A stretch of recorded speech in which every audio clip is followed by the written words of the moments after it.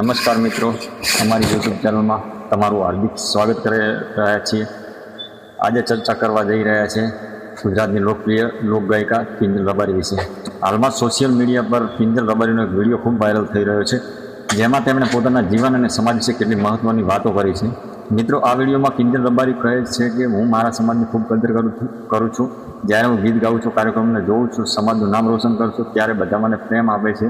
પરંતુ તેઓ આગળ કહે છે કે જ્યારે મેં મારી પોતાની લાઈફમાં તે એક નિર્ણય લીધો છે, ત્યારે લોકો મને ખોટી સમજવા લાગ્યા। કિંજલ રબારી કહે છે કે દરેક માણસને પોતાની જીવન વિશે નિર્ણય લેવાનો અધિકાર હોય છે, એમ તેમને પણ પોતાની લાઈફ માટે એક મહત્ત્વપૂર્ણ નિર્ણય લીધો છે।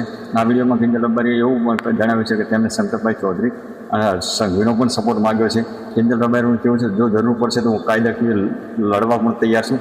તેઓ જણાવ્યું છે કે હું કોઈની સામે નથી, પરંતુ મારા જીવન વિશે મેં નિર્ણય લીધો છે, તેમાં હું મજબૂત રહીશ। મિત્રો, આ સમગ્ર મુદ્દા સોશિયલ મીડિયા પર ઘણા પ્રકારની ચર્ચાઓ ચાલી રહી છે। કેટલાક લોકો કિંજલ રબારીને સપોર્ટ કરી રહ્યા છે, તો કેટલાક લોકો તેમના નિર્ણયની ટીકા પણ કરી રહ્યા છે। હાલમાં સૌથી મહત્ત્વની વાત એ છે કે કિંજલ રબારી પોતે વિડીયો દ્વારા પોતાની વાત લોકો સુધી પહોંચાડવાનો પ્રયાસ કર્યો છે।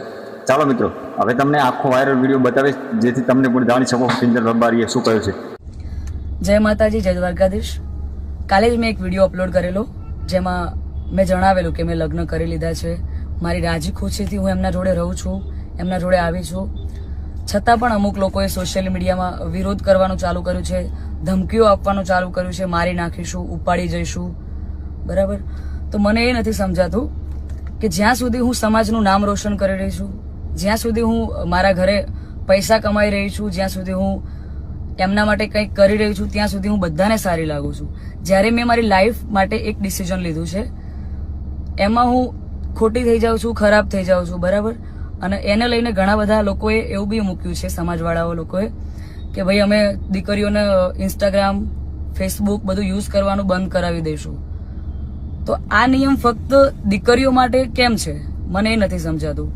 આપણા દીકરાઓ જ્યારે કોઈ બીજા સમાજની દીકરીને લઈને આવે છે, ત્યારે આપણે બધું એક્સેપ્ટેબલ હોય છે। જ્યારે એ જ કાર્ય આપણી દીકરી કરે છે, ત્યારે આપણે એના વિરુદ્ધમાં જઈએ છીએ।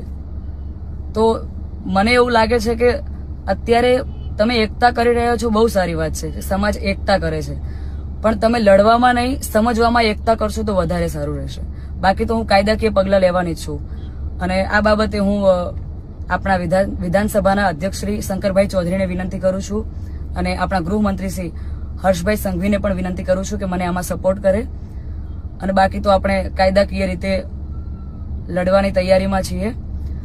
અને મારા સમાજને એક પ્રેમથી મારી આ રિક્વેસ્ટ હતી કે હું સમાજની દીકરી છું, અને મેં જે કંઈ પણ પગલું લીધું છે એ મારી પર્સનલ લાઈફ છે, મારી પોતાની ચોઈસ।